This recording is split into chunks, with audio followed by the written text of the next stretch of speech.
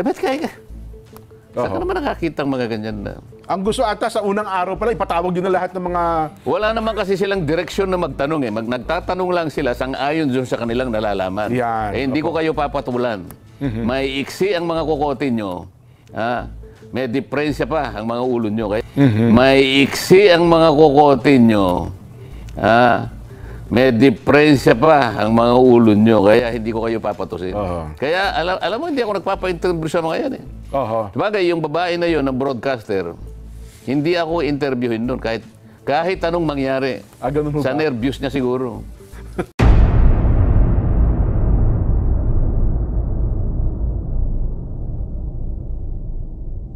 Ngayon lang kasi napapanahon, napapatuon tayo ng pansin sa corruption ng flood control at saka yung mga DPWH official, pero sa kabuuan ng gobyerno natin hindi natin may pipikit ang ating mga mata. Meron din iba pa na mga ahensya din ng gobyerno, Sen. Sa ngayon, ito yung mukha ng korupsyon. Opo. Nakasentro ngayon yung mukha ng korupsyon.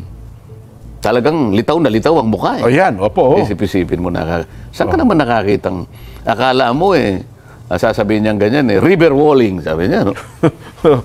Nakalagay sa report nila, completed. Yan, nako. August 2. Okay, January 1, 2025. Complete documents, opo. Isip-isipin mo, nagkaroon ng program of work. May plano. Opo. Nag-bidding. Yan, nako. Nag-award. Meron pang notice to proceed. Nako. Pagkatapos may report pa yung QUA, yung quality control ito. Pagkatapos meron pang inspection. Yan, Pumirma pa yung Commission on Audit. Nako, naka-20% mobilization, etc. Pagkatapos nakolekta yung pera. Pagkatapos walang project. Nung hinahanap mo yung proyekto, saan po dito? Pagkatapos ngayon, sino ba yung contractor nito? Hindi mo ba hanapin yun? Sino ba nagpanukala ba niyan? Bakit nagkaroon ba niyan? O, kukunin mo yung papel. Opo. Sino ba yung masugid na nagpanukala na kumuha kunwari ng pondo para maitayo yung multo na yan? Yun ang hindi naman. Kailangan tuntunin mo sa dami ng mga yun. At ang masakit dyan, Sen, ito pa isang masakit, dugdagan ko na sakit niyang bagay na yan. Nung hindi nakita, parang wala akong nakita. Hindi, sige, nasusunod na taon, pondohan ulit natin panibago. Kaya yung ang tawag nun, restated funding. Yun, hindi nga nakita nung una Dodoblihin pa nakatatlong ulit na doble nga po, Sen Di ho ba? Kasi nga, sabi nila, hindi nakita napalusutan natin Ayun. Ulitin nga natin. Perfectin natin. Na-perfectin, di ba? Opo. Yan. Hanggang sa lumitaw ngayon. Sino bang mag-aakala naman na yung Blue Ribbon Committee, ibibigay nila sa akin? Nako, Ikaw ba, iniisip mo ba yung gano'n? Di ako simula pa lamang, di pa simula ang election, Sen itinalaga ko na kayo dyan hindi, wala kang naniniwala na mananalo ko. Nakita sila po yun. Nakita mo ba yung isang, anong tawag doon? Broadcaster ba yun na babae? Nakakaawa yung broadcaster na yun Hanggang ngayon po, mukhang hindi pa niya matanggap sa kanyang sarili. At meron pa siyang kapares na kanyang pananaw din, Sen. Yung si Boy DVD, yung nakunan ng fake DVD niya sa may Congressional Avenue na hanggang ngayon, bakit to? Sino ba yung Boy DVD? Kilala ho nila yun. Ang pangalan nata, Liamas. Tanong mo nga kay Saito kung alam niya.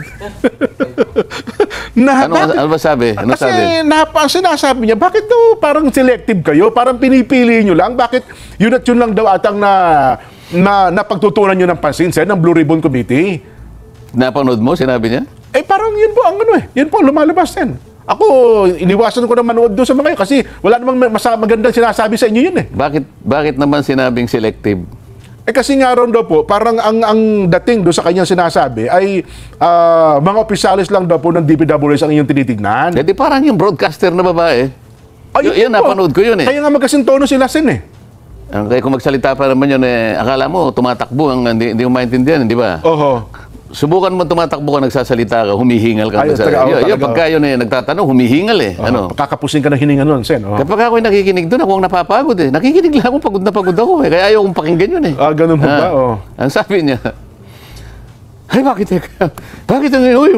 bakit ang DPWH lang? Mariusip ng mga tao ito, sabi ko. Nag-umpisa pa lang ako din.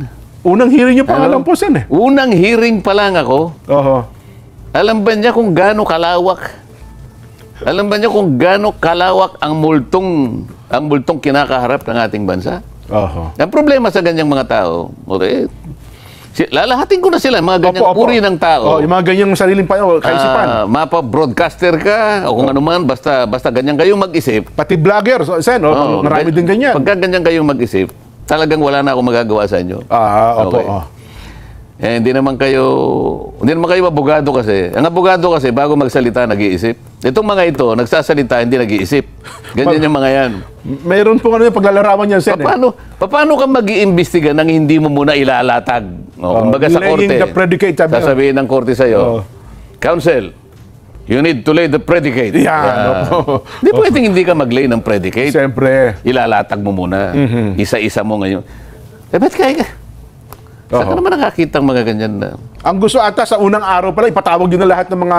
Wala naman kasi silang direksyon na magtanong eh. Nagtatanong lang sila sang-ayon dun sa kanilang nalalaman. Hindi ko kayo papatulan. May iksi ang mga kukotin nyo. May diferensya pa ang mga ulo nyo. Kaya hindi ko kayo papatusin. Kaya alam mo, hindi ako nagpapa-interview sa mga yan eh.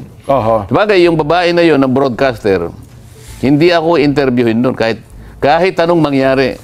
Sa nervyos niya siguro. yun ang tingin nyo, Sen. Kahit anong mangyari talagang hindi siya magtatangka na... Sinubukan ko nang sinubukan ko nang magparating sa kanya na pakisabi mo nga sa kanya ako na interviewin naman niya ako. Kasi ang nakausap ko, isa sa pinakamatalik niyang kaibigan. Okay. Matalik na kaibigan kasi yung sasabihin ko na ang totoo, sang-ayon doon sa kaibigan ko, tinulungan siya na yung anak niya ipagamot sa Taiwan. Kasi magkaibigan sila. Kaya sabi niya, peanut yan. Sabi niya, hindi pwedeng hindi niya ako, mapagbigyan. Sige ka, sige. Try mo. Try mo ako. Pangiti-ngiti ako eh. Ako pagdating sa akin, tama ka kung ayaw niya. Yan ang sinasabi ko sa'yo. Yung mga yan, may mga sakit. May mga sakit yan. Ano po sakit? Gusto lang nilang tanungin yung gusto nilang tanungin. Kaya paikot-ikot lang sila sa isang subject matter. Na akala nila nakagagawa sila ng mabuti sa bansa. Hindi sila makakapaglahad ng objective. Hindi kagaya natin. Kung ano yung tama, yung nag-discuss natin. Siyempre po naman. Diba? Wala tayong kikilingan. At yung taong bayan, taga-subaybay natin, magsasabing, tama, mali, di ba? Hindi kasi natin kinukupo yung kaalaman sa di ba? Isip-isipin mong, mulat-mula pa eh. Bakit nanalo yan? Nakakita ka ba naman ganyan? Broadcaster ba yun? Parang, anyway. Hindi kaya, kasi ganyan, sabi naman nung kausap, hindi nga eh. 2.8 million lang sila eh. Ganun. Bakit may pinipilit niya yung kanyang gustong mangyari? Para panatilihin niya sa kanyang sarili na siya ang tama, na sa kanyang panukat, hindi ako mananalo. Akalain mo magtiwala siya sa sarili niyang pag-iisip. Tingnan mo nangyari ngayon. Yun na nga. Nagmukha siyang tanga ngayon, hindi ba? Totoo po. Minsan, pwede ko na sabihin sa kanila ngayon lahat. Minsan kasi naman yung pagkakamali, madali naman tanggapin eh. Ngayon, yung mga ini-interview niya, ngayon, bahala sila. Magpa-interview kayo sa tanga. Yun ang pinakamasakit sa lahat. Wala akong ospital dun eh. Ang atin magiging Vox Populi sa araw na ito, ay yaman din lamang National Heroes Day ngayon at pag-uusapan na yung pamilya sa mahabang panahon. Makapaghanap buhay lang ng marangal. Pagpapakasakit yun, alang-alang sa bansa. At saka ito yung mga tao na kapag nakita nyo sa social media, yun bang may nagbabash sa inyo, mahalata nyo, silang una nakikipag-away sa inyo, mga OFW na nakakita po ng pag-asa sa ginagawa ninyo, Sen. Nakikita ko rin yan. Opo. Well, dito sa programang ito, Sen, sa inyong taya, sa inyong experience na po sa gobyerno, gaano na ba ka-sistematiko? Gaano kalawak? Kung ang pag-uusapan ay corruption. Hindi systemic ang tawag nila. Systemic ba yan? Yung systemic kasi, sabi ng mga nag-aral sa social sciences. Pag sinabi mong systemic, ito'y nangangahulugan ng isang behavior ng isang tao. Ako, ayokong tanggapin na systemic ang corruption. Ayoko pang tanggapin na nandun na tayo sa ganong kalagayan. Kasi pag sinabi mong systemic, isang behavior sa panig ng isang tao o grupo ng mga tao na kinakailangang merong ganon para panatilihin ang isang malakihang sistema. So ayaw kong tanggapin sapagkat parang parang nasa sistema na natin talagang parang hindi aandar ang bureaucracy, parang hindi aandar, wala ng governance kapag hindi natin inamin na mayroong corruption as a system. Nako. Kailangan nating bakahin yun. Huwag nating panatilihin na magtatagumpay yun. Opo. Maring nagtagumpay si Satanas doon sa kanyang pangalan, sa kanyang partidon. Pero tama naman si San Pedro na hindi niya na gawin yung kalahati. Kesa naman ma-influensya pa niya yung nandun eh. Ayun na nga. Di ba? Bakit hayaan mo pa yung mga nasa impyerno madalaw pa yung nandun? Di ba? Wag na. Wala namang ito namang nasa langit. Bakit ka pa pupunta ron? Magpapakasakali ka pa ba? Oo. Kaya tama yung ginagawa ni Edward eh. Di ba? Isipin mo, ganito ang gawin natin, kamo. Halimbawa, kahit kailan, magsimula tayo sa ganito. Huwag mong paghahaluin yung negosyo at saka yung politika. Ang nangyayari kasi ngayon, yung negosyo, para maproteksyonan niya ang kanyang negosyo, mag-aalaga siya ng politiko. Mali yun. Nako. Kasi pag inalagaan mo yung politiko, kahit na mali na ang ginagawa mo, poproteksyonan ka ng politiko. Yun nga, mangyayari. Di ba? Mali yun. Dapat sana, kung kabayanihan ang pinag-uusapan, negosyante ka, magpakadalubhasa ka na lang na negosyante. Sa iyong negosyo. Kasi kung wala ka namang ginagawang masama, hindi mo na kailangan ng proteksyon. Magaling ka eh. Magaling ka sa negosyo mo eh. Isip-isip mo, bawat hawakan mo, nagiging ginto. Ano ang problema mo? Ang galing mo sa negosyo. Nako. Yung lamang negosyanteng palpak ang nangangailangan ng proteksyon kasi gagawa sila at gagawa ng kawalang hiyaan. Kaya nangangailangan siya ng proteksyon. Yun ang mali dito eh. Tingnan mo yung negosyanteng masyadong enterprising. Gagawa pa siya ng political party. Totoo po. O sino bang may-ari na nga? Ayoko na lang magsalita. Alam nating lahat yan. Ikaw na nga, isa sa pinakamayaman sa bansang ito, gagawa ka pa ng political party. Ano bang gusto mong mangyari? Di ba? Lahat na ng pera nasa iyo na eh. Gusto mo pati protection sa iyo pa. Paano naman? Ngayon, yung politiko, magpaka-politiko ka na lang. Hindi eh. Gusto mo negosyante rin eh. Kaya nga tawag sa iyo eh, Honorable Congressman, di ba? Yan. Honorable Senator. Pwede mo bang tawaging Honorable Contractor? Hindi mo pwede yun. Hindi honorable ho yun. Hindi honorable. Contractor ka, gusto mo pang maging congressman. Hindi pwede yung gano'n. Ito yung conflict of interest. Diyan nagsisimula, kaya tayo nagkakaganito eh. Hindi, ang problema kasi, Sen, simula pa lamang ng isang negosyante, namumuhunan na, parang konsihal pa nga lang eh. Pinupuhunan na yung politiko. No? Pagdating na araw, magiging congressman ka, magiging mayor ka, etc.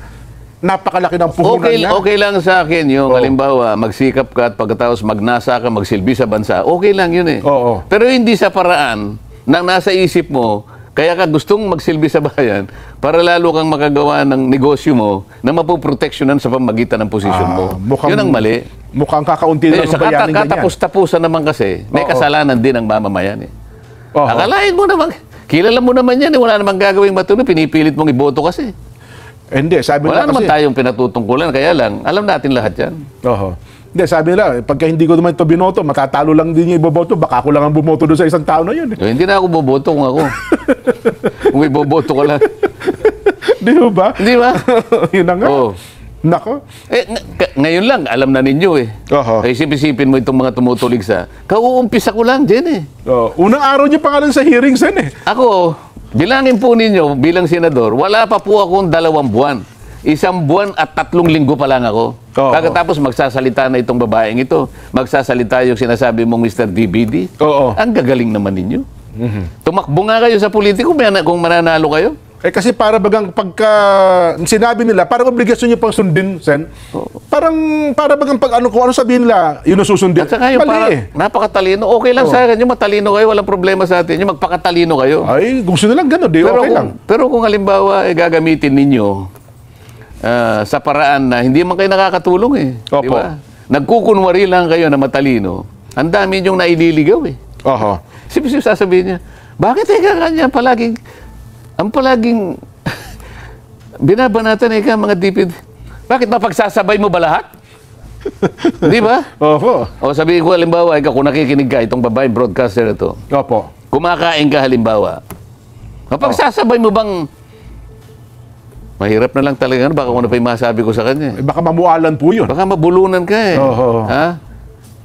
Kanya-kanya tayong di ba?